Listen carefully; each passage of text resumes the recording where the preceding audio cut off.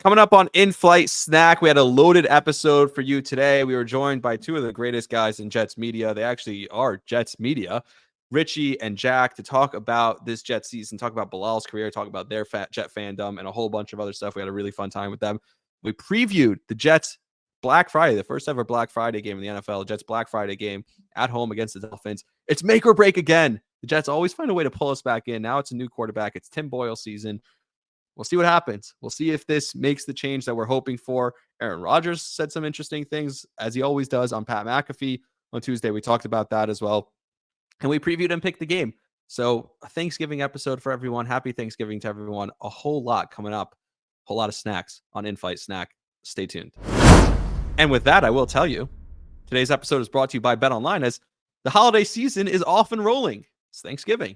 With the NFL in full stride and NBA and NHL hitting midseason form, BetOnline is your number one destination for all your sports wagering info. With up-to-the-minute sports wagering news, odds, trends, and predictions, BetOnline is the top spot for everything pro and amateur sports, and not just for the Big Four. BetOnline has info available at your fingertips with both desktop and mobile access at any time for almost any sport that's played, from MMA to international soccer. Head to BetOnline today and remember to use the promo code BELIEVE, BLEAV, for 50% welcome bonus on your first deposit. And again, BetOnline, where the game starts. Let's go empty. Shotgun Fitzpatrick. Underneath.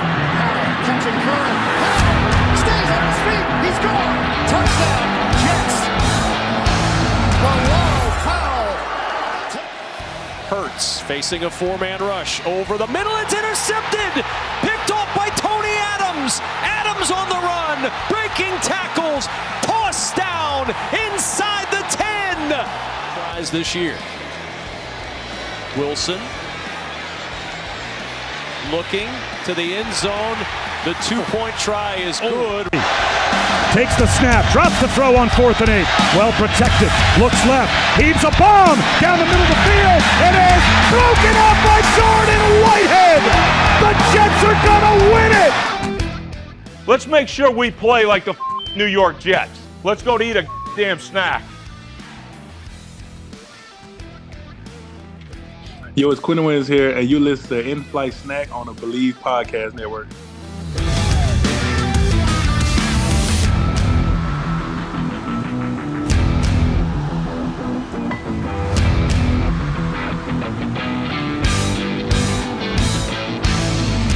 Welcome back to In-Flight Snack, a New York Jets podcast on the Believe Podcast Network. That's Bilal, Powell. I'm Rami, Lavi. Today we have an awesome episode because we had Richie and Jack from the NY Jets media podcast and YouTube feed and social media channel. They are awesome guys. They make incredible Jets content, and we had a really great time with them. Just talking Jets, talking Bilal's career, talking different things. It was a really fun conversation we had with them. So that's going to be coming up in a second. But I wanted to start here, Bilal, before we get to that. I think it's so funny that I wanted to start here because just talking to Richie just now, he's maybe the most optimistic Jets fan out there. And even how he spun the Aaron Rodgers story, because I was starting to get fed up with Aaron Rodgers. You're like making fun of me, like, oh, you know, you're such a Rodgers fan. You're starting to get fed up with him. Well, I think the resiliency that being a Jets fan gives you is crazy, because on Monday we were devastated, right? I was angry. You were angry. We're talking about benching the quarterback. You said it was, quote, 11 weeks too late. That's a direct quote from you. It's on last episode. Go back. I could clip it. I'm going to clip it. I'm going to post it still. I said it was 3 weeks too late. You said 11. But, and then on Tuesday, I'm like, all right, new quarterback. Aaron Rodgers says it just takes one play on Pat McAfee. The Dolphins haven't done much of anything against the really good defense yet. Like, let's just win a game at home and see what happens. All of a sudden, I'm all the way back in. Like, think about where we were when I called you that first day. I remember I was on my way into work and I called you and we're like, we're hosting a podcast together. You know, we're just getting to know each other. And we're talking about Aaron Rodgers and what a fun season it's going to be. And to go from that to immediately crashes and burns in 4 plays, to them winning a bunch of games and the bye week and beating the Eagles and then barely winning the Giants game, the up and down, the roller coaster it's been this year. Do the Jets have another up in them in this roller coaster ride? Do you believe that we have another up in us, Bilal Powell? Yes, I do. And like you said, man, all of a sudden, it's just, I don't know what it is with the Jets fan base, with guys that love the Jets.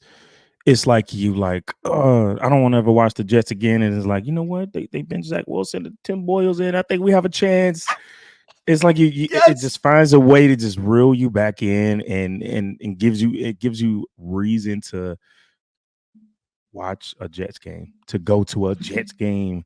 And I think this has been definitely a roller coaster of emotions and all of these things going on. And I found myself excited to watch this game versus the Dolphins when I was like, there's no way we're going to beat the Dolphins. And now I was like, I think we can beat the Dolphins. Like you said, like they haven't played a defense like the New York Jets. They haven't beaten a good team.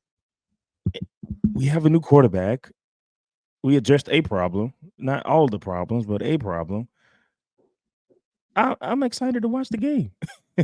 Yeah, I'm right there with you. I think the defense is going to come out fired up. Richie said something really cool, and we'll get to that in a second about Quinnen Williams. And he's right. It's when Quinnen Williams took it upon himself, like, hey, we only need to rush 3 to get pressure. That was the argument last year. It was like, don't send blitzes because let more people be in the secondary because I can get pressure. And I think Quinnen, remember the game he had against the Dolphins last year? I think he'll be fired up again this year.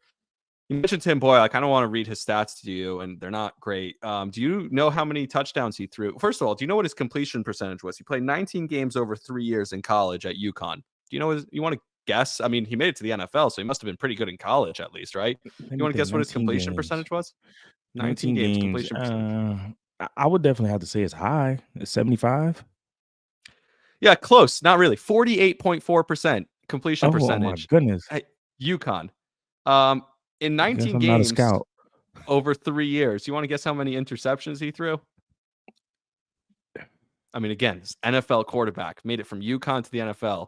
He must have barely thrown any interceptions. He must have. Oh no, he's reckless. You think he's reckless? I have to say in 19 games on average, I'll say 20. No, he only threw 13. Only 13 interceptions in 19 games. Not too bad. But again, this guy made it to the NFL as a quarterback, so he must have just thrown a ton of touchdowns in college, right? How many touchdowns would you guess he threw in 19 games? 19 games. Let's say 19 games, 48% completion rate, 13. I would probably say 25. Let's say 25.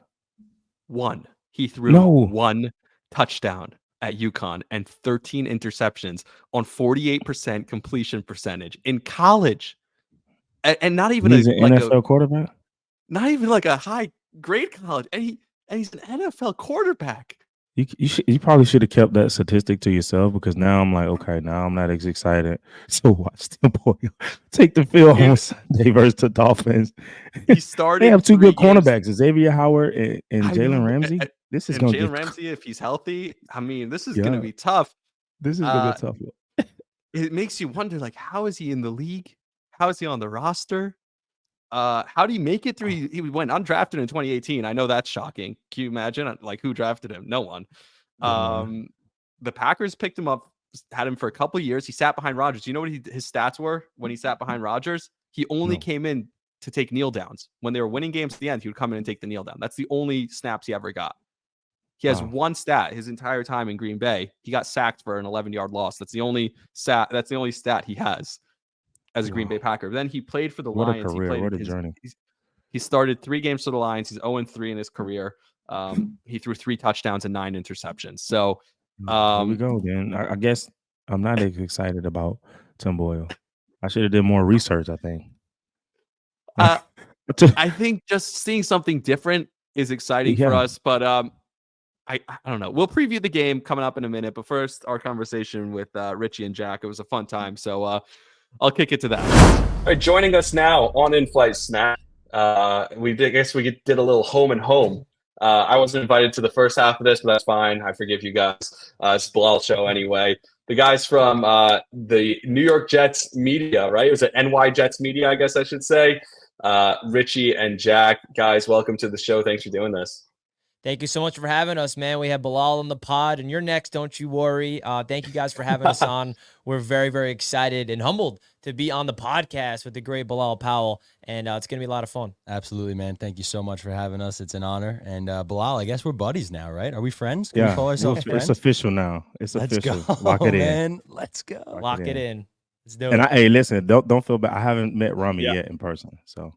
Yeah, he was telling us that before the stream. That's crazy. I just told him before we got on. I was like, this is wild because I met Quincy, and the first thing I said to him, I was like, we met in person before you and I met. We've been talking like every day for the last, I don't know, now 3 months or something like that. 3 months, yeah, 3 months. Okay. Yeah, wild. Thanks for the heads up on the mic, Bilal. Appreciate that because my mic was definitely not on for that first question, but it's all good. We roll with the punches. But again, I ask everyone who comes on the show. I asked Joe Beningo this, and his answer was great. They won the Super Bowl when he was 12 years old, but I assume that's not the case for you guys.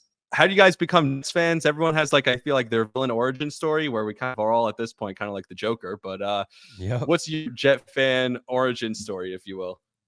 Yeah, I mean, I was born into it. My father's a Jets fan. I know Jack is the same way. It's just like when you're from New York and your father and your parents and you're just in the household growing up watching Jets football, it just naturally happens. You know, Chad Pennington was the quarterback. Curtis Martin was the running back during my adolescence. I'm born in 1998. We're 25 years old, so that's kind of our upbringing. And it was just kind of born into it, right? There wasn't really anything where, I would say, I was a Jets fan with the Chad Pennington years. I was really enjoying the Jets, but then that 2009 season was kind of just like where they sucked me in to the point where this is what it feels like to win, right? And then at that point, it's just been a ride ever since. But since I was born, watching football for the New York Jets since I was literally, first born. So I think Jack is the same way. Yeah, absolutely, man. I mean, I grew up playing football as well and was always a Jets fan. I was an offensive tackle, so DeBrickashaw Ferguson was my guy growing up. And, yeah, man, just born into it. Dad's a diehard Jets fan. Grandfather was a diehard Jets fan. Whole family's Jets fan. So JETS all the way, baby. Yeah. Hey, so this is what I'm starting to see now. I'm starting to see the younger generation not really like a team. They're following players. I mean, I don't think growing up we loved our team, and now it seems like the younger generation are like locked in on players. If this player go there, then next thing you know, this kid's wearing that jersey, and now he's a Giants fan, he's a Cowboys fan because of a player. Outside of being a Jets fan, are you guys? Do you have a favorite player that you respect, you admire, you follow outside of fantasy football, but you're just a huge fan? Mine came to mind right away. My guy is TJ Watt. He is terrifying. He's so fun to watch. He's an absolute game wrecker. He can get after the quarterback. He can deflect passes at the line of scrimmage. He can do everything that you want an outside linebacker / edge rusher to do in today's NFL. So that's an easy one for me, man. I love watching him play. I love whenever I get the chance to watch the Steelers defense. I think he might even be better than his brother, and that's saying something because JJ was an absolute monster. So that's easy for me. TJ Watt's one of my favorite guys to watch in the entire league. Yeah, I mean, there's so many players I love to watch around the league, but there's no I'm a fanboy over this player. It's just Jets all the way. But if there is one guy, I can definitely admit that I just admire his game, and it's probably, a little mainstream here, but it's Patrick Mahomes. I really love, what he brings to the game. And, you see what's going on these past few days about the wide receivers dropping passes and he's dropping dimes. I love his ability to just not point fingers and say, I got to put a better ball, even though he's not doing anything wrong. I just admire Patrick Mahomes' talent and just feel like he is this generation of one of the best quarterbacks we'll see for a long time. But it's not like I'm a Mahomes fan in that standpoint. I don't really root for him, but whenever they're on primetime, I definitely go out of my way to watch him play because coming from a baseball background of myself, I see some little, athletic ability that he has is different. So I definitely got to admit, I do admire Patrick Mahomes' game a lot. Good choice. And the reason I say that is because my son, excuse me, he wanted a San Francisco 49ers hoodie. And I'm like, dude, you've been around Jets football all your life. And you telling me you want a 49ers. He said, no, Dad, I don't like the 49ers. I like Deebo Samuels. I was like, oh, okay, he's a fan. And then when Robert came over, Robert Saleh, and my son had the chance to meet him a couple years ago during my retirement ceremony. The first thing he was like, Deebo, can you bring Deebo over? I'm like, dude, he's not gonna tell you he's gonna break Debo. Like, go work in the front office, and then maybe you can have those inside scoops. All right, but yeah, man. Honestly, like I said, man, it's just so different now. Here in Kentucky, man, I'm involved with youth sports, and the kids are just different, man, from what we grew up with. Just loving one team and not necessarily following players, man. But I feel one like there's thing I so much would like, access, right? Sorry to cut it you off, is, Bilal. man. I just feel like there's No, so much access with today's, social media world. You can go onto YouTube and just search, Debo Samuel highlights. You don't have to tune into the whole 49ers game just to see that one player that you like, and you So can there's add just so guys much more too. access. You can message, you can follow your favorite player. Like, if I can only imagine if Did I you see was Kevin younger, like, Durant's response the other day, Bilal? about what? He No, was I like, haven't. "Oh, you guys only tweet at me when your bets fail, not when they actually hit." I saw that. Yeah, Did you see that? yeah. I mean, look at Sauce. Sauce is already It's like, what? responding You to guys fans don't give now. All me. of a sudden, That's you know, true. It's like, you guys don't you give know me what a I'm cut saying. of your winnings when I make you money. Yeah, He exactly. has enough Exactly. money. He's all right. Yeah, he's doing doing good with fine. investments. Exactly. He's doing Exactly. fine. Oh my goodness. What's funny is, and I'm like jumping in the middle. I apologize, because we were talking about technical difficulties right before I came on, and then I was the king of it just now. But I'm glad you guys were able to keep up without me. Maybe I'm really not a part of this crew as much as I thought. It's just you guys. But going from being a fan is one thing, but then starting a podcast, starting a page as thousands of followers on YouTube, and getting to the growth that you guys have had, how does that transition happen for you guys? Yeah, it's been a lot of fun, man. I mean, I started this just purely out of a hobby and passion for the Jets. I was a senior in college back in 2019, and I had access to video equipment because that's what I was studying in school, media production.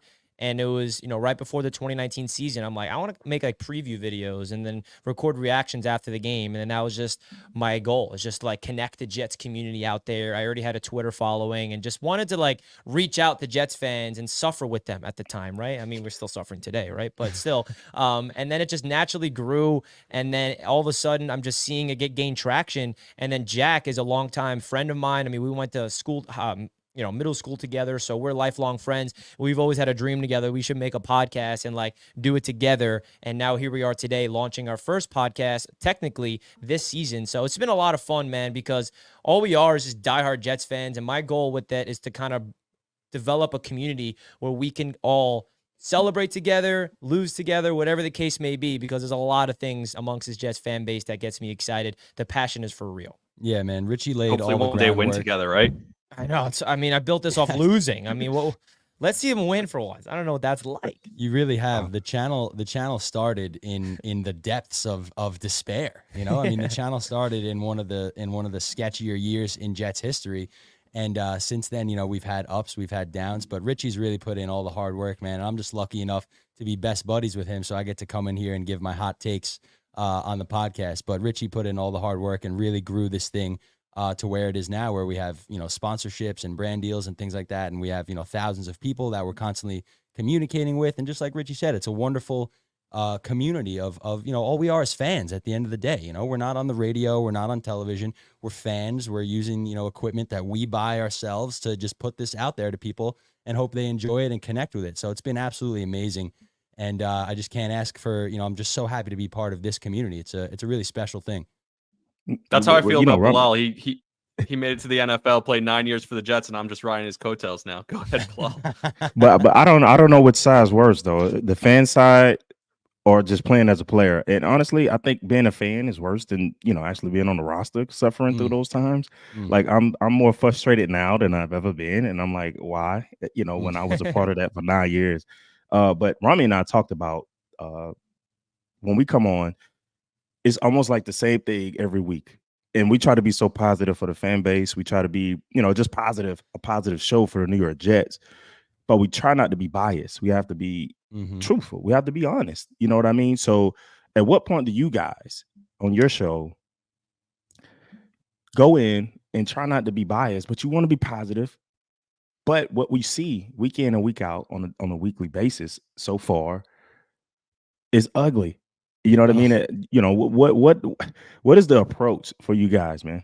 That is a great question because that is what I've been dealing with this entire process of covering this team here on the channel and now on the podcast. It's like, I kind of am known around, the Jets YouTube podcast world as the optimist. I mean, that's kind of, that's what I'm labeled at this point. And my approach to that is I really try to look at it from an objective point of view and not be delusional, right? No one's going to listen to somebody spewing some nonsense of just spewing like delusional optimism. I really try to go into the film room and break it down objectively and kind of give an opinion based off what I'm seeing and kind of find the good in the dark times. I mean, listen, there's not a lot of good in these last few years, especially this season, right? I have to admit, this past week has hit a breaking point for me. And I know Jack has noticed that with me because I've been trying to hold on to hope. But at the end of the day, it's been really hard to do just that. And I'm really happy you asked that question, Bilal, because that is such something that I try to do my best is not being delusional, not being biased, but also keeping it real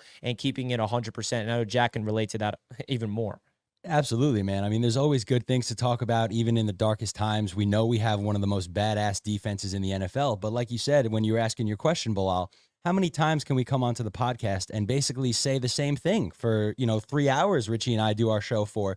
So, we're talking about every week. It's okay. The defense was great. We have no offense. Now what do we talk about? So it's like there's always good things to break down. But then especially as of late, we're stuck under this, giant boulder that is the offense that's weighing this team down right now. And, like I said, there's always positive things to be talked about in certain aspects, but then, you got to keep it real. Can't be biased, but you got to keep it real. There's, the defense is great. The offense stinks. There's lots of question marks around the entire organization from the head coach to the general manager, ownership as well. So, there's always a way you can spin things positively, and there's always a way you can spin things negatively. And I think as the host of a show, it's kind of our responsibility to toe the line and kind of remain neutral, at least to the best of our ability. Sometimes I get very passionate and I start talking lots of crap about the team, but it is what it is. And I think especially since we do live, thank you. we do live callers. So we kind of sometimes leave it up to the callers to really show the passion and the fan bias, which is, part of being a fan, but us as the hosts, we kind of have to reel it in. Yeah, I mean that's the difficult part, Bilal. Thank you for the shout out. Yes, I try and keep my emotions out of it, but we've been suffering a lot longer than you. You said you've only been a fan for 4 years. We've been fans for 25 for them, 26 for me. Like, come on. How was it going to school though, as a Jets fan growing up? Like, how was it like going in, knowing that I watched fans? 2 Giants Super Bowls and all my friends celebrating. Yeah, we had to witness 2 Giants Super Bowl championships, man. I would wear Jets gear to school, every other day, and it's just a constant battle between Jets and Giants fans throughout high school. And unfortunately for us, the Giants had our number in those days. And not even just the Giants Super Bowl, but how about 6 Patriots Super Bowls as well? We had Patriots fans in our high school, bro. Yeah, and both of us went to college. Both of us went to college in the Rochester, Buffalo, New York area. So it's all Bills Mafia up there. So we were like the only little blip of green in an entire sea of blue and red. So all of our lives, that comes with the territory of being a Jets fan. But you're going to get some flack here and there just for repping your team. But it is what it is, man. It's so interesting, Bilal, that you asked that. And I think I've told you this about this before. But one of my best friends in high school was a giant Packer fan. And so I don't mean New York Giants. I mean a huge Packer fan. And so I ended up becoming a big Aaron Rodgers fan, which is interesting because now he's on the Jets. We got a little break from Aaron Rodgers news on Sunday because he wasn't there for the first time, wasn't tossing it around. He wasn't in Buffalo, didn't get to experience that terrible loss. But then again, he goes on McAfee again on Tuesday and he spews everything that he always likes to talk about. And one of the things was this time he kind of tuned where it's like, regardless of how the team is doing, he wants to come back. He said his goals to come back and the team's record are mutually exclusive. And maybe he sees that the team is kind of not doing so well right now. And he thinks that he still wants to come back. My colleague, Joe Beningo, who's a big Jet fan, said, I want to see him back one way or another because at least it'll change the conversation. At least we'll see a competent Jets offense. You guys talked about this conversation being the same really for the last 2 years, or not just this year. And do you think that is a direction? I know it's a little far out, but he said December 2nd he plans on being back with the team practicing. That's crazy. Like, do you want to see that from Aaron Rodgers? I mean, listen, that what he's doing is mind-boggling from the start, right? He's defying science. He ruptures his Achilles, and he's just doing everything in his power to get on the football field. And it sucks for him that the team is not even staying afloat to the point where he has a chance to come back and make a run. And we'll see what happens Friday with Tim Boyle, obviously, if he can do anything special to kind of keep this team afloat. But the reality is, if the Jets are mathematically eliminated from the playoff race, which they're trending in that direction, unfortunately, I don't see how Aaron Rodgers want to go out there on the field and risk anything, especially if he is expecting to be the starting quarterback at the start of the 2024 season next year. I mean, you're talking to a guy, Bilal asked who's your favorite, non-Jet. Aaron Rodgers was my favorite non-Jet as well. And then when he became a Jet, it was just like ecstasy for me. I'm like, oh my God, my favorite non-Jet is now my quarterback. And the fact that he ruptured his Achilles 4 snaps in was devastating for us all. So the fact that he's even defying science, and if he feels like, you know what, I want to go out there for my guys, because the one thing Aaron Rodgers did say that I kind of respected is that he has like a personal guilt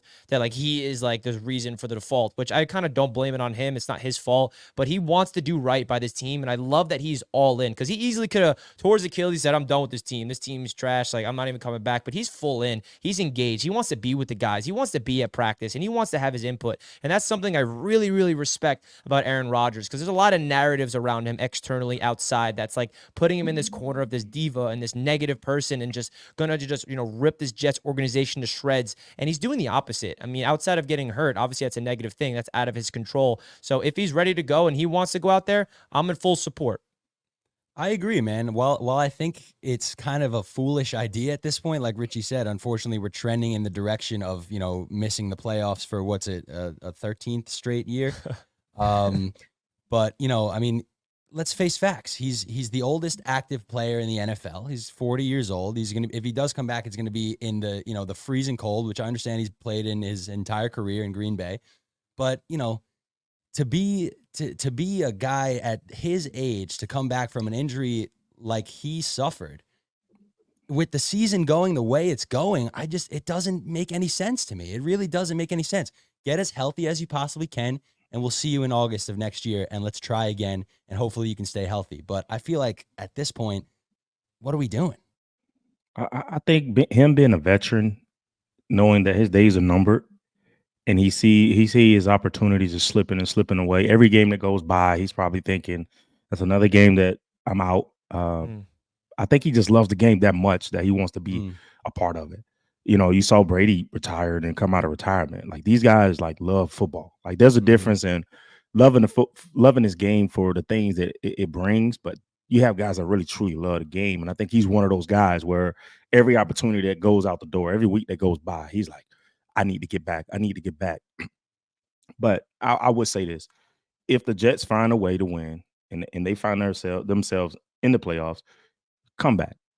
If they don't, the Devontae Adams talk, worry about building next year. Because if they don't get in the playoffs, the organization is already preparing for the future anyway. So my thoughts would be, no, don't come back if there's no playoff hopes. Save yourself. Get Devontae Adams over here.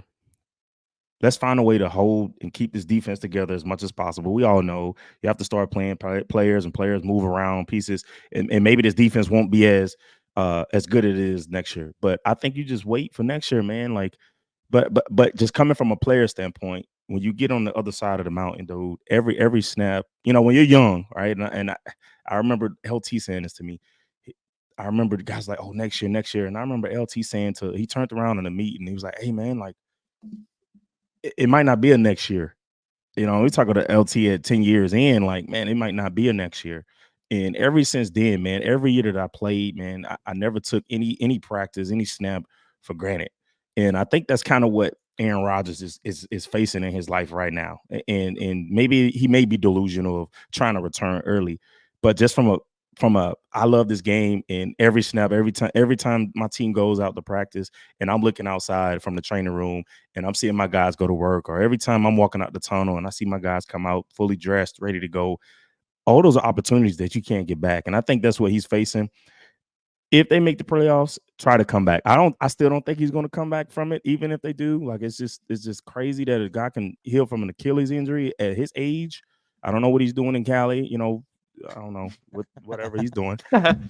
But just wait, man. Honestly, I would like to just see, you know what? Just wait and see what happens next year. Honestly. Bilal, that kind of leads me into a question I had for you, if you don't mind. Oh no, go ahead. I was wondering. I mean, you're kind of an anomaly, man. Not everybody lasts 9 years as a running back. Notoriously, one of the positions that gets beaten up pretty badly compared to other guys. Constantly taking hits. What is it like? I mean, I know it's obviously a full-time job. There's so much more than just showing up for the game on Sunday. But week to week during an NFL season, especially as a running back, somebody that played nearly a decade in the league, how difficult is it? How much time goes into taking care of your body? A lot. Honestly, I think this game is more mental than it is physical, because on Sunday, you don't feel those bumps and bruises and those mini car wrecks that you have. It's the next day. It's the next day waking up when the soreness starts to take heed to your body.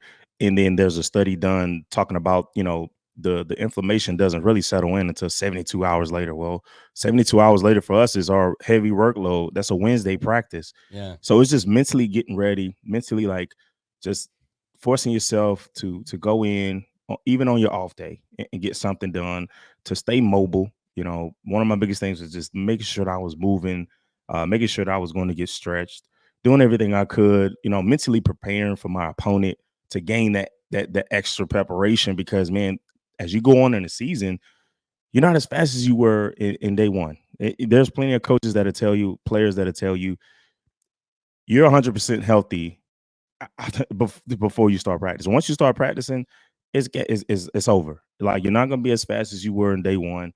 Your body's tearing down, and you have to lock in. You have to almost take yourself to another realm, dude. Like, the soreness is there, even on Sunday. Things you beat up with, even the meds and the stretching and whatever it may be, these remedies that these guys may have, man, on Sunday you're still sore from the week before. But it's just locking in, taking yourself to another realm, and honestly, that's it, man. It was hard, man, mentally draining.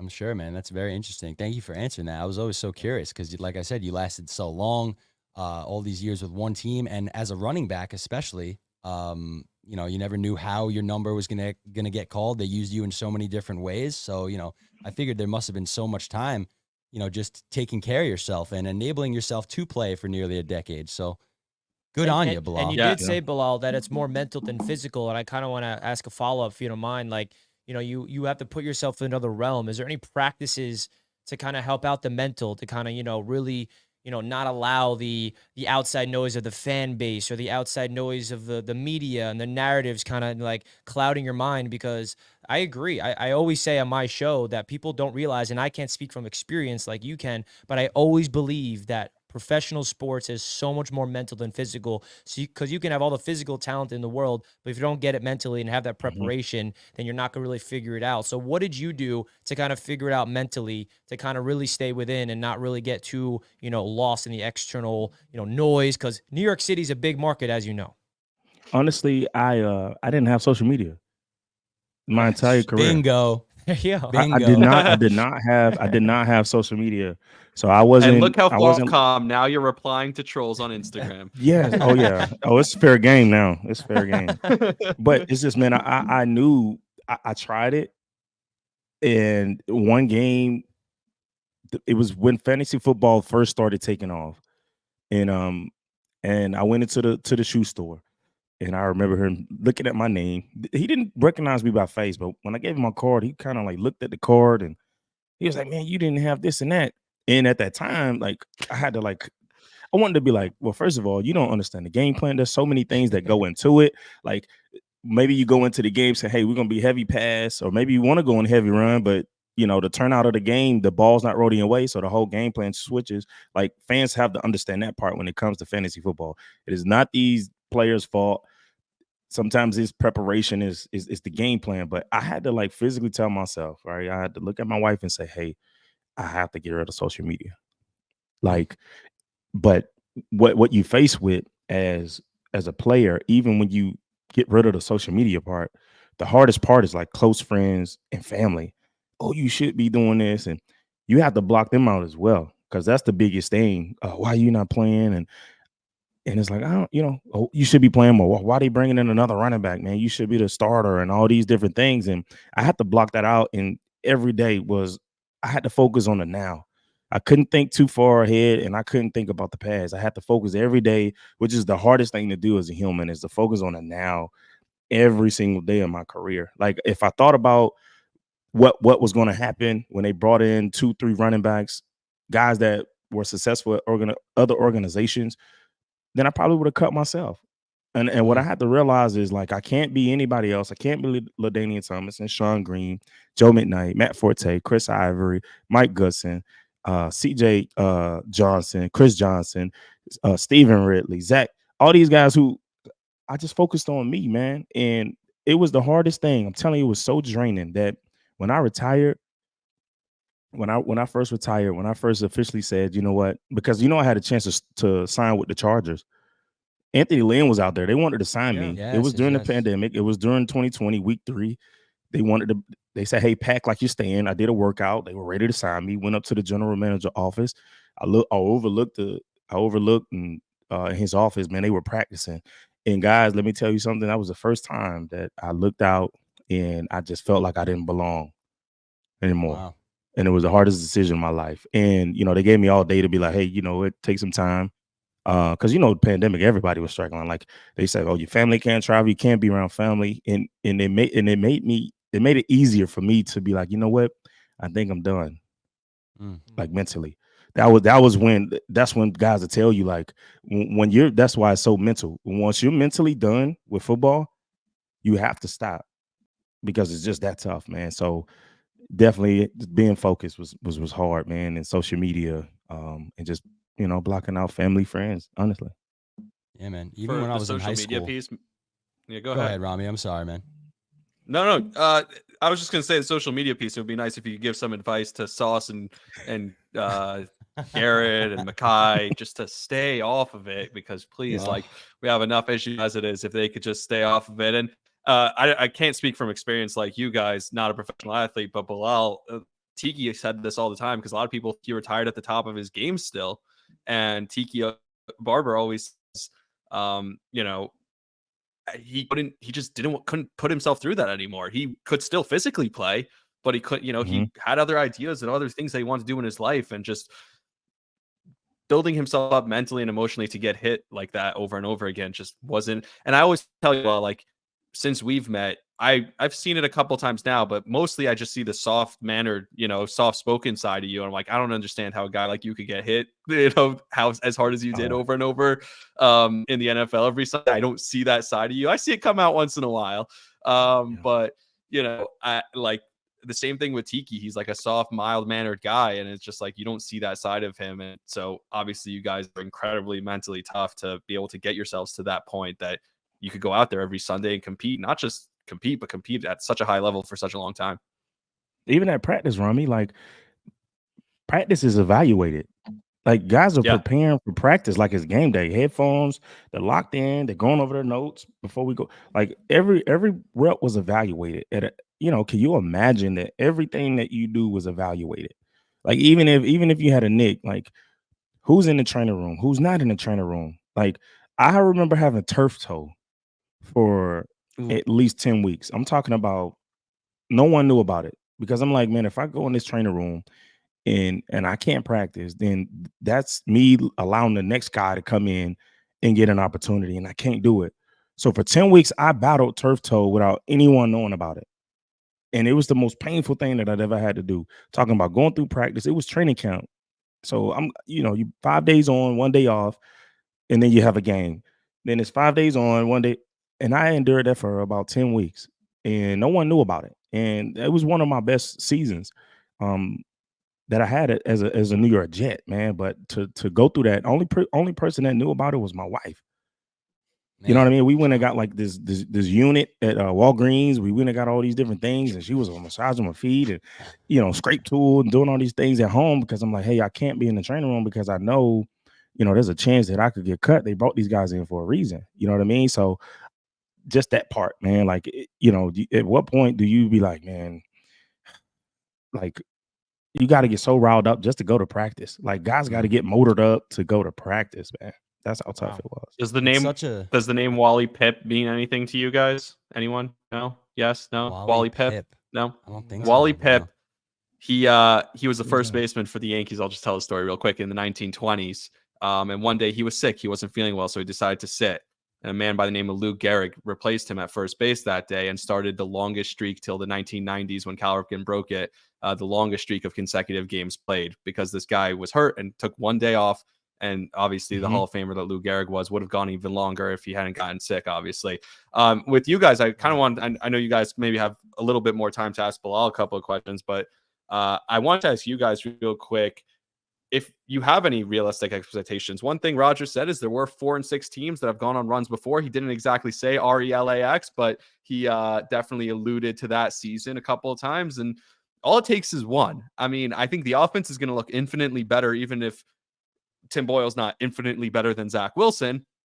I think the offense will just have a little bit of a spark, and I think the defense will get up for a big home game against the Dolphins. I think they felt a little bit embarrassed. We saw Quinnen Williams kind of motivating them on the sideline in the second half. What are your expectations the rest of the way this season?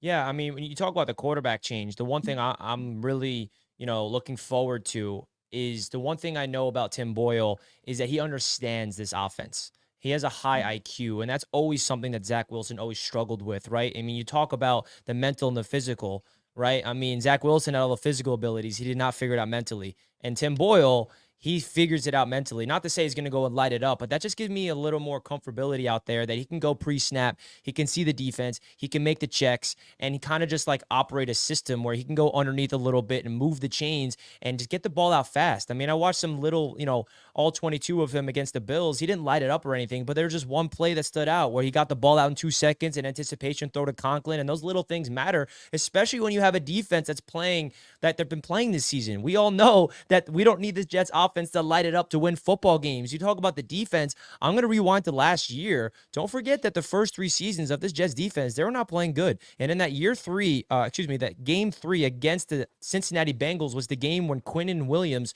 was outraged on the sidelines. And it was that moment when the Jets won 4 straight and that Jets defense started playing their best football. So I'm just saying, last year when Quinnen was really, a voice of the sideline, it really sparked something in this defense. So we might even see this Jets defense play at the top of their game against one of the best offenses in the NFL on Black Friday. And I kind of like that this game is it feels like a trap game for the Dolphins, where the Dolphins are going in with this mindset like, oh, we're going to go in there and win this game easy. Where I'm looking at it like, you know what? The Jets are the heavy underdogs. They don't really have anything else to lose. And I think it's going to be on this defense to carry the load and Tim Boyle just be a system quarterback. But at the end of the day, it's hard to be super optimistic that we're going to go out there and win this game. But if there is a path to victory, it's the defense and Tim Boyle playing turnover-free football. I agree with Richie in terms of the defense. I think I expect them, especially after seeing Quinnen Williams get riled up on the sidelines last week, I do expect them to go out there and play some of the best football that we've seen this season. They're mad. The problem with that, though, is that the defense is not the issue, right? I mean, I feel like here we are, talking about the same thing yet again. And Bilal, you'll probably know more than me as a former player. To me, I don't know. To me, it seems like Robert Saleh and Nathaniel Hackett are in way over their heads. I mean, I feel like we've seen a lot of success out of Nathaniel Hackett with Aaron Rodgers, but then you go back to last year with Denver, this year with Zach Wilson, and we've seen the Jets are literally the last ranked offense in the NFL right now. So you got this defensive-minded head coach, and he's done his job in terms of one side of the ball. But unfortunately for him, he's not the DC. He's the head coach. So everything falls on him. The ineptitude and the inability of the offense to move the ball and score points falls on him. So I think we have a head coach who's in over his head, an OC who has the wrong quarterback. And while I think the defense will continue to ball out because we've seen no evidence that they won't, they're not the problem. It's the offense that continues to be the problem here. So obviously we have a quarterback change coming on with Tim Boyle. So we'll see if that adds a certain spark to the mix or if not. Because they did have eerily similar stat lines the other night, Tim Boyle and Zach Wilson. So they might just be different versions of each other. Who knows? I don't think anyone's out there really expecting Tim Boyle to take us to the promised land. So I'm not saying that. But I don't know, man. When you have a head coach who's in over his head, an offensive coordinator who's in the same predicament, no viable quarterbacks on the roster between Zach Wilson, Tim Boyle, and Trevor Siemian, I don't know. You know what's so interesting? Rodgers said for the first time, I'll let you go after this, Bilal, but Roger said for the first time, that offense was successful, because I had some things that weren't in the offense that I was able to do. He said that on McAfee, which is like kind of the first little jab that he took. If he ever took a jab at Hackett, that was kind of the first time you saw him. He loves Hackett, but he said, this offense has some stuff that's not really in the offense that I was doing. Says a lot. Hey, listen, when I turn on and see highlights of Tommy DeVito slinging the rock around after he just almost beat the New York Jets with attempted zero. How many passes did he attempt? Like one, maybe? 4, I think. It was like and to see him now get comfortable in the offense and watching the confidence of this guy just slaying his ball around is like, I was just hoping to see that from Zach Wilson. And, you guys said it. I didn't say it. So for all the Zach supporters out there that kind of got after me when I said Zach Wilson was not a starting quarterback in this National Football League, you heard it from Richie and Jack, okay? Like, you didn't hear it from me. So at least, two people don't tell the same lie, all right? So at least we're watching the same thing, guys. I don't know what they were watching, but it does boil down to it does boil down to that IQ. It boils down to to being precise and just mentally being there. And Zach wasn't there. He has all the attributes. He has that, but man, if you mentally don't lock in, it does not matter, especially at this level. You can get away with things that you did in college, but you can't get away with things that you did in college in the National Football League. Like it's just the truth. So do I expect Boyle to come out here and put up 400 yards passing? Absolutely not. But do I expect him to let the ball go, make the throws that is necessary, be aware? I think that is, and I think that's going to help the New York Jets, honestly, because when I watch Zach Wilson and I see him lock in on his read, and when I see him holding on to the ball, and I see him not going through his progression, it makes me frustrated. And then you want to blame the O-line for the sacks. If they're blitzing, then as a quarterback, you watch Josh Allen get rid of the football. Like, you have to know and understand where your pressure is coming from, where the weakness of the defense is, all those things. And Zach Wilson just did not have it. So it's good to know that I have guys coming on my podcast. So when we post this, Rami, make sure you put a clip of that up. And say that about Zach Wilson, because I've been saying it, man. And you can ask Rami. I was supporting him early on in the year, especially after that Kansas City game, when we saw promise, when we saw, okay, I think he's finally turned the corner. And then he hasn't turned the corner. But I would say this, Richie and Jack, when Aaron went down, I was expecting the New York Jets to make a move at the quarterback position. Us too, man. I was. And you talk about management, you talk about coaches, and it almost makes you question, like, who is it? What is it? Why didn't it happen? And why is it happening all of a sudden when the playoff hopes are just seeming farther away, right? But I appreciate that take on Zach Wilson, because I was trying to say that for weeks, respectfully, because I'm heavily involved with the organization still. I want to come on here and support the Jets. I want to see the New York Jets win, but it was just a problem that needed to be addressed, and it's finally addressed. And now we get the opportunity. Do we have a quarterback? Honestly, I would like to see Trevor Siemian get a shot, but they like Boyle, so we'll see. We'll see what this week is like. If it wasn't for your Zach Wilson take that exploded on social media, I honestly didn't know you had a podcast until then, because I saw that show up on my feed, and that's what sparked me, like, oh wow, look at Bilal out there, like, ripping into Zach. Good thing, man. So that's when I slid in. That's when I DM'd you on Instagram. I'm like, I got to get Bilal on. He's out there. He's got a great podcast, what I discovered in that moment. So I'm thankful for you to be out there and have those takes, because without that, we wouldn't be here today. How about that? Yeah, I appreciate it. Well, we can thank Zach Wilson for all of this. Well, you guys, even the most optimistic Jet fans turning, again, I think everyone was rooting for the kid. I don't think anyone's rooting against him, because ultimately we all see the talent. We're all enamored with it. And I wish I had that talent, but I also wish he could translate it into, and it's not his fault. It's just, some guys can, some guys can't. Unfortunately, that's just the way it is. I know you guys have to run. So if there's anything else you guys had for Bilal, just, now's the time.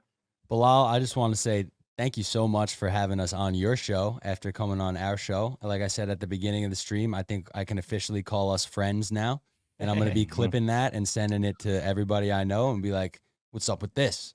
I'm friends with Bilal Powell, baby. So, I mean, really just humbled and honored to be here chatting with the both of you guys. Rami, you're an awesome host. Loving what you're doing at WFAN, CBS Network, with the Believe Network. You guys are awesome. So just thank you so much for having us. And let's do it again sometime.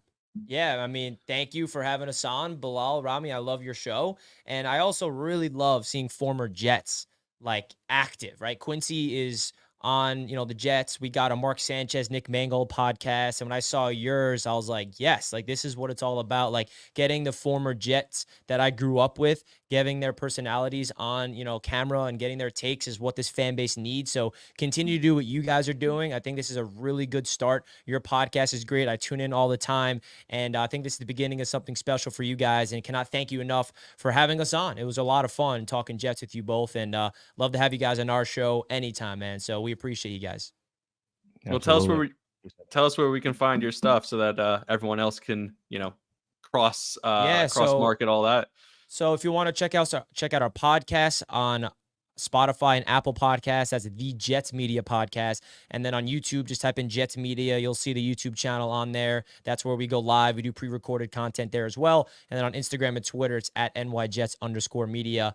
Just posting a lot of Jets content, as much as I can, keeping this fan base as realistically optimistic through all the darkness times. That's what I try to do my best and kind of keep the engagement going. So you guys know where to find me. We also go live during the games as well. So if you guys want to see two psychopaths lose their mind in real time, I'm afraid to go live with Rami. I don't know. Because the phone calls I get from you, all of a sudden you show up tame once the game's over. The next morning you calm down by Monday morning. But the calls I get from you Sunday night, if I recorded some of those, it would be quite a different podcast, Bilal. We would have gone viral a lot sooner. And my friend here owns a bar, man, Manhattan Project, and this guy slowly turning into an Eagles bar. And when you Google it, it says Eagles bar, and he's so mad because he's actually a Bears fan. So he's like, I don't want to be an Eagles bar, but they took over. I get 50 people in here, so I can't. That's the money, right? So when I'm in there watching the game, and I hear all these Eagle fans doing the chant and everything, here I am frustrated, looking at the waiter and the waitress asking me if I want another drink. I'm like, man, don't even talk to me right now. I'm looking at the Jets. They gave me this little bitty TV in the corner while, the Eagle fans are on the projector screen and they got the surround going, So hopefully we can get to that point where we can make it a Jets bar. You know what I'm saying? We will. Come on. Yeah. Well, what we'll have to do is you'll have to come to New York. We'll all get together. We'll do a pregame tailgate. We'll do a pregame show from MetLife Stadium, and then we could do the postgame all together, something like that. There's a ton of Jets. There's a ton of Jets media out there and fans. Pull up to the Jets Media Studio, man. We would love to have you here too, man. And you guys are some of the best to do it, so I appreciate it. Appreciate you having us on, man. Appreciate you guys, of course. Thank you so much. All right, coming back. Thank you again to Richie and Jack for that. That was really fun. We had a great time. We just talked about Tim Boyle's numbers as an NFL quarterback, but at least it's not Zach. Is that the positive in all this? How do you go from in 2 consecutive years, being the starter to non-active in 2 consecutive years? Now, they tried to sugarcoat that he's not active in this game by saying that he technically is active because he's an emergency third quarterback, which is the new rule this year, but he's inactive. How's that happen twice in 2 years? That's crazy. Look, I still think the realistic expectations, at least for me, are that Tim Boyle maybe isn't great, but at least they can move the ball. We talked about the Jets. Forget about touchdowns and interceptions. They were 22% on first down. If they could be 35% on first down, that would be incredible. That still would put them towards the bottom of the league. But just converting third downs at 30% would be an incredible improvement for this team. So that tells you how much this team needs to improve. Are there realistic expectations that you have for this game for the Jets? After hearing those numbers, just take care of the football. Just take care of the football. I think you'll probably see Nathaniel Hackett come out and probably have some quick game. Honestly, let's get the screen game going. Let's get the screen game going. Let's see those pre-snap motions. Let's help the quarterback. Let's help the quarterback identify man zone. Let's build in some man beater, blitz beaters. Let's get him that package. Let's say, hey, look, this is what it is, and this is what we're going to go into. Right now, you have nothing to lose. Let's be honest. Like, you have nothing to lose. All right. You have Tim Boyle as a starting quarterback after, Zach Wilson. And there's nothing to lose at this point. I do think you need to get Breece Hall the ball more. I would like to see him out in empty. I would like to see him in empty sets. Yeah. I would like to see him in empty sets. I would like to see 2-back sets with him and Dalvin. That way you can have a run option, and then Breece being able to get the ball and find that mismatch versus a linebacker. Like, you have to get creative at this point in what you're doing, because what you're doing right now isn't working. So you have to find another way. Like I said, it's a copycat league. There should be a lot of film study on teams that have beaten the Miami Dolphins and say, hey, look, this is what we need to do to beat them. And you need to incorporate that into your game plan. Like, it's a copycat league. Everybody's doing the Tariq motion right now, where they're taking the inside receiver and motioning him around and putting him, on a deep end at like 15 yards, and then creating these, shifts and motions to cause like miscommunication between the defense. That's what you need for the New York Jets. You need that. Like, let's get some shifts. Let's try to confuse the defense. Let's get some mixed direction. I haven't seen mixed direction with this team in weeks. Like, let's try to find a way to get mixed directions with this team. I would like to see Izzy get involved. Fresh legs coming off, right? Let's find a way to get him involved. Let's find a way to get him the ball with fresh legs. And I think he's efficient enough to like help us win. Like, he's that good. He can help us win football games. Yeah, I agree with you. I think that's such a huge key for this team. We talked about it earlier in the year, wanting to see more motion in the offense, and then we did for a couple of weeks, and then it felt like, and you talked about this for the last 2 weeks, how much they had to dumb it down for Zach. And one thing we know, and we know this from Aaron, and we know this from Tim Boyle, is one of the smartest quarterbacks in the league, and that's why he keeps getting jobs. Really, is because he's a really smart guy. He's getting jobs as backup so that he can help other people learn the offense. So, we'll see where it goes. I still think Trevor Siemian will be the starter at some point this season. I don't think we're done. I don't think this is going to be the last time. But with the Aaron Rodgers stuff, do you stuff, think they go back to Zach though if it doesn't work out with Boyle, or is it Trevor going in? They'll go to Trevor first, but knowing this team, we'll see Zach again before the season's over. Like that last year was supposed to be the end of Zach, and we saw Zach again last year, and then we saw him again this year. So like, think about this. I mean, it's so, I don't know if it's ironic or if it's fate or whatever it is. You know who's going to be in the building on Friday for the game? Not Swift. Mike effing White.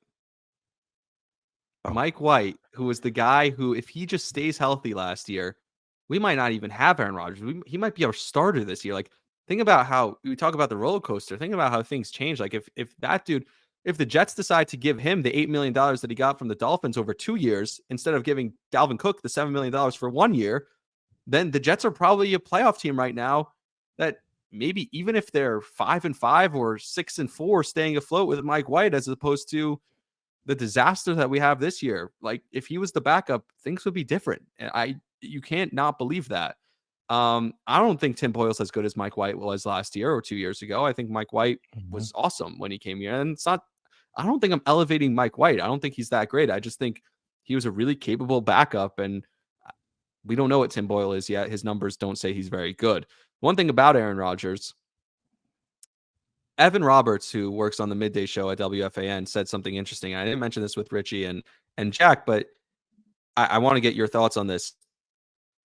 He is 40 years old. He is coming off an Achilles injury. So if he's going to re-injure the Achilles, or maybe he just can't do it anymore because he can't come off the Achilles, wouldn't you want to find out the answer to that question before the offseason and not at the beginning of next year, so that you don't have the repeat of this year?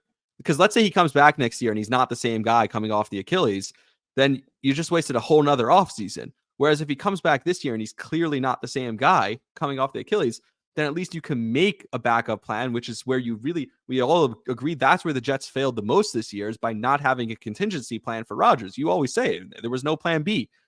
Maybe if they have a plan B going into the offseason, or maybe if they see that he's not going to be great, or at least he's not ready yet, maybe they will have a good plan B for next year. Is there any logic to that at all?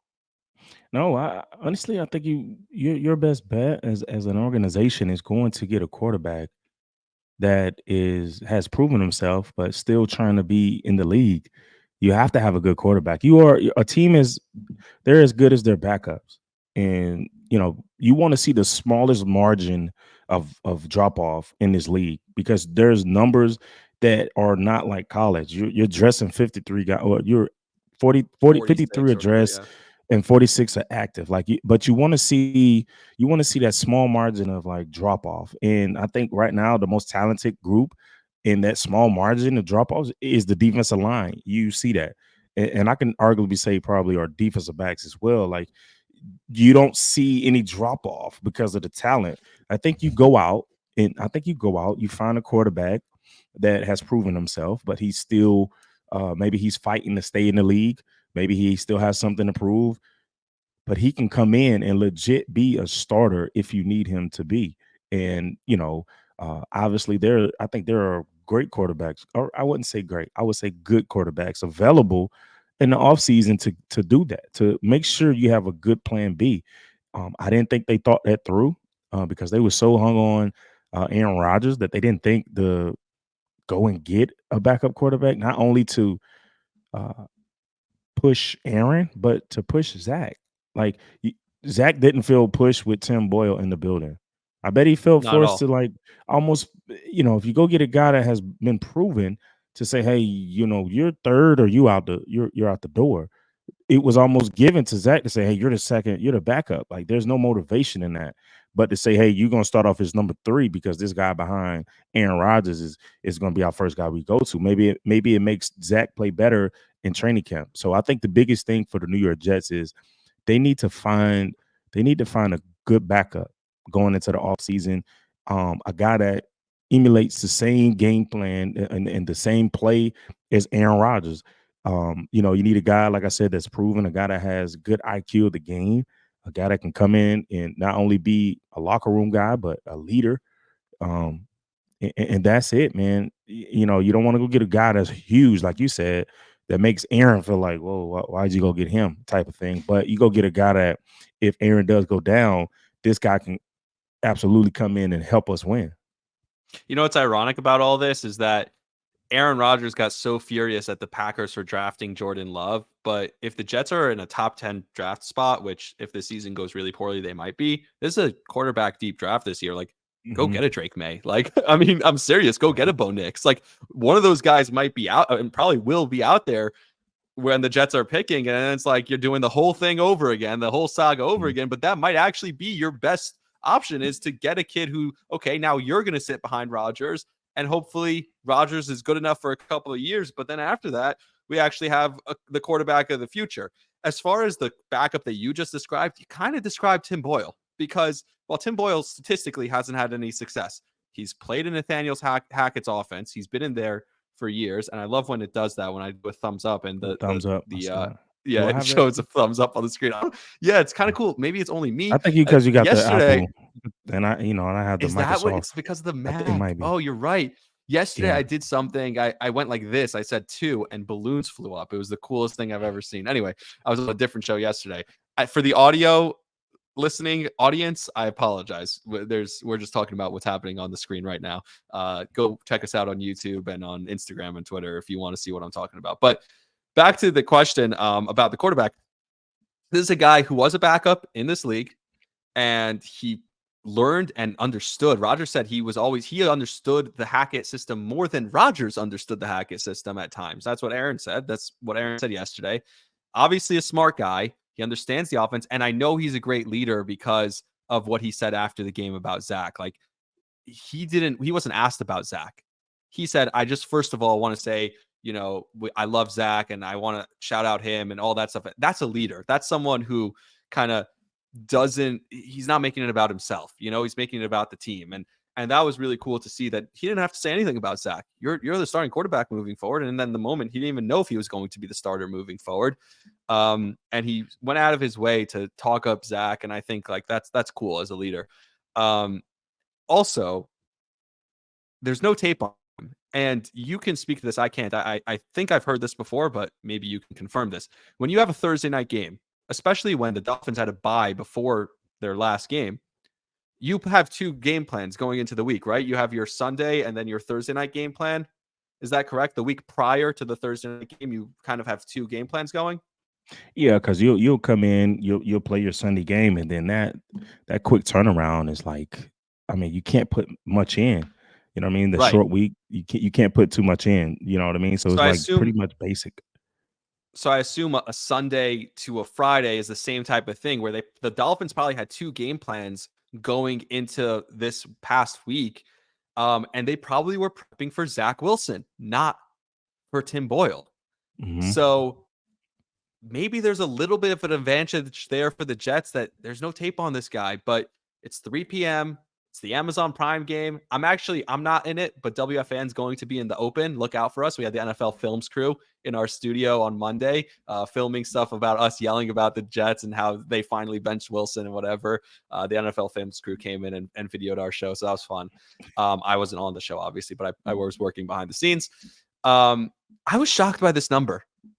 I guess the Vegas, the bookmakers looked at Tim Boyle stats like we just did and we're like, oh, well, this guy sucks, because the number is Miami minus 9.5 on the road. That's a crazy number. Now, I know Washington was just minus 9.5 against the Giants this past week, and the Giants actually won. Mhm. But 9.5 point favorites against the Jets on the road feels like a lot. Do you have any keys for the Jets to kind of erase that 9.5 and maybe win? I think they need to expect like some crazy things to happen on the offensive side. Uh, the Dolphins they're probably one of the most creative offenses in the league right now, and they're actually fun to watch. But sometimes I think they do too much for their own good. So I think the Jets need to expect surprises. And I think honestly, man, like just continue to improve on their defense outside of the red zone.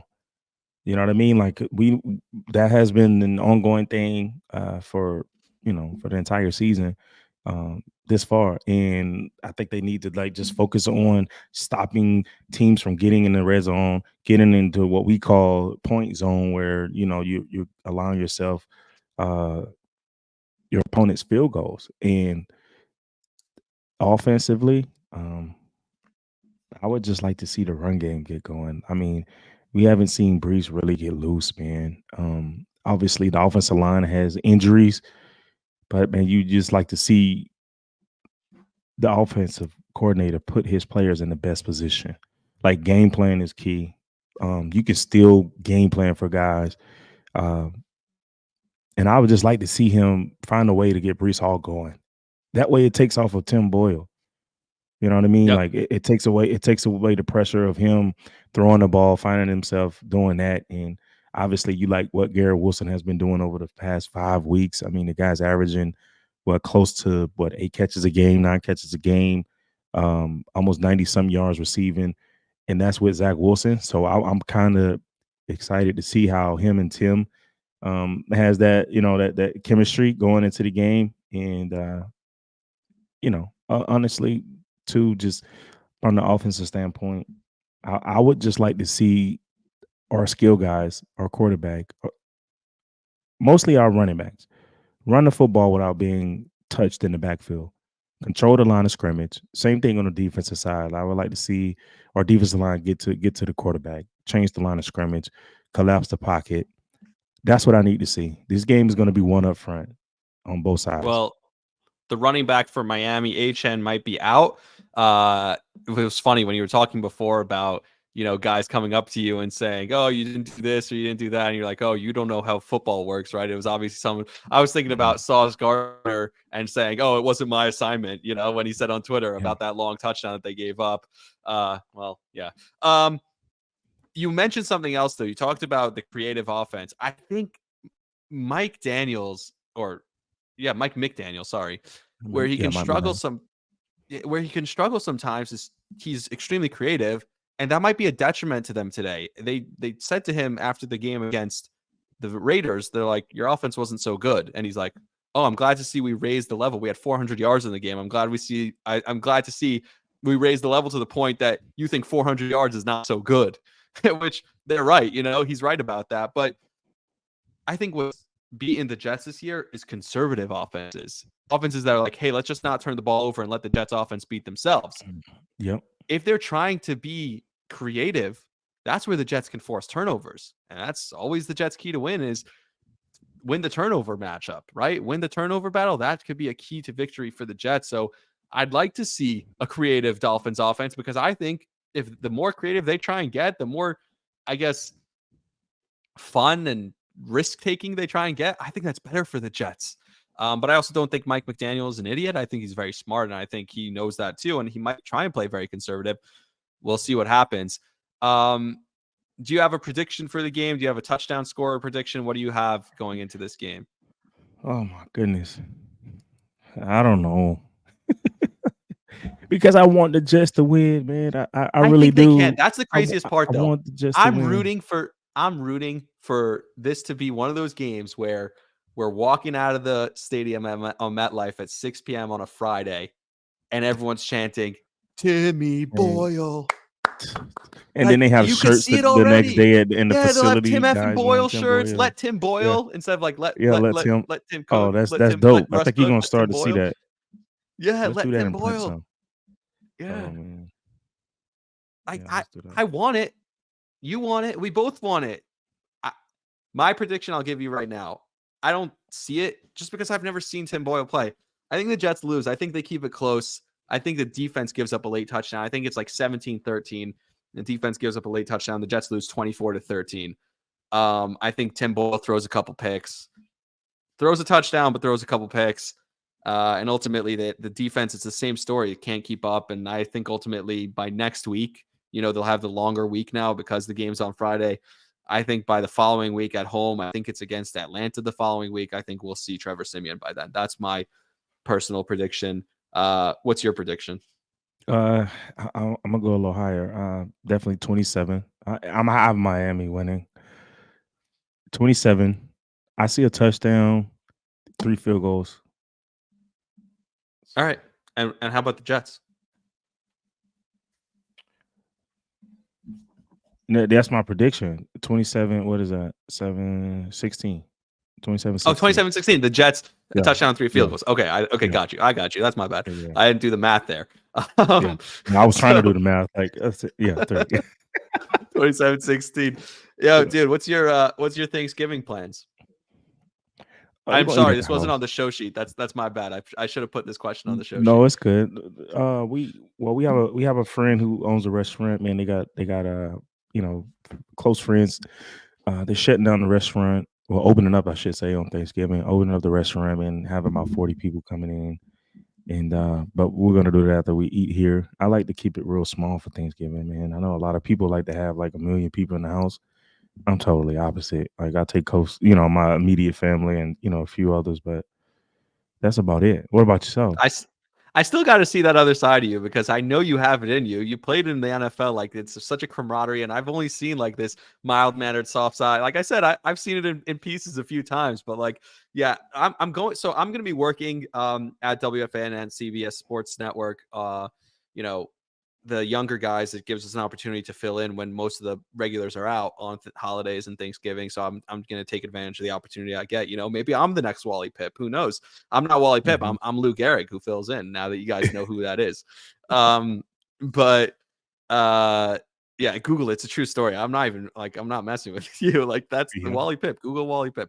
But I'll be working and then hopefully I'll get home in time. We're going to my cousin. And I have a brother and his wife and 2 kids are going to be there. And my cousin's married with a couple kids. And they have some friends who are going to be there. So it's really their friends, but it's also kind of some family and some friends. So it's kind of a hybrid. They live about 20 minutes from us. So that's going to be fun. And then we're staying there the whole weekend. So that's going to be fun also. So it'll be a good time. I'll watch some of the Jets, and then I'm probably I'll text you after the game. I'll text you on Saturday night because I'm gonna at some point I get cut off. I can't watch the end of the game. But I'll definitely be watching the first half. I hope it's close. Are you a fan of turkey? Like, are you a turkey guy? Because there was a big debate. I like ham. You're more of a I'm because ham. I'm more ham. there's a big debate today that people are like, oh, it's a holiday centered around turkey. Turkey's not that good. I personally I don't eat turkey the rest of the year, but I love it on Thanksgiving. Like, it's tradition. I don't know. Yeah. It depends All on how right. it's prepared. Yeah, I agree. What's your favorite way to prepare it? I know most. I don't know. I don't like dry turkey, man. Exactly. You see those people on Instagram like deep frying it, and then the A lot fire of people blows up in deep their fry face. it. Yeah, That's wild. that's a hard thing to I've do. not- Have you tried it? No, I've never It's tried to deep fry dangerous, it, but dude. I know you see like the videos on social media, like Mhm. the fire like bursting out on people. Dude, by the way, I feel like this always when we have a guest, it's just 4 people talking. It's a lot of people talking, and we love having the guests on. There's so much for us to talk about. So we're gonna have a busy episode on Monday. You guys have to tune in. We're gonna have a busy episode because we're gonna have a lot to talk about. I still have some notes that I didn't get to. There was more from the Rodgers stuff that we could break down. And if the Jets win, they're right back in this thing, baby, because their next 2 games, Houston at home and Atlanta at home, they could win those games. They could win 3 in a row. They've done this. They won 3 in already, right? They won 3 in a row already this year. Do it again. Mhm. It's the big Do it deal. again. We'll do it again. Come on. I also do want to ask you, because I know you're on another show this week and they are asking you about running backs getting paid. So we'll talk about that next episode also. We'll recap Thanksgiving. You'll tell me if your turkey was dry or not. We actually use like a turkey bag. It's called, like, and you roast in the oven in this bag and it keeps like all the juices in, and it actually And then you keeps bust it it really open. juicy. Yeah, when you bust it out, like it maintains the juice. I don't know. That's what we've used, and it's actually working. So I think that's what we're gonna do again this year. I got nothing else. If you don't, it's been a long episode, I know already. So if you got nothing else, until next time, happy Thanksgiving, everyone. This time, actually, we will go eat a snack because it's Thanksgiving, right? Yeah. Yes, sir. Yeah. That. By the way, you started making that your thing. Yes, sir. You did it twice last episode, so I'm counting. You did it going into the break. 3 now, right? Yeah, 3 now. So we're counting. If you want to make that your trademark, we'll do it. Let's do it. All right. I'm working on that right now. Perfect. Let's go to eat a damn snack.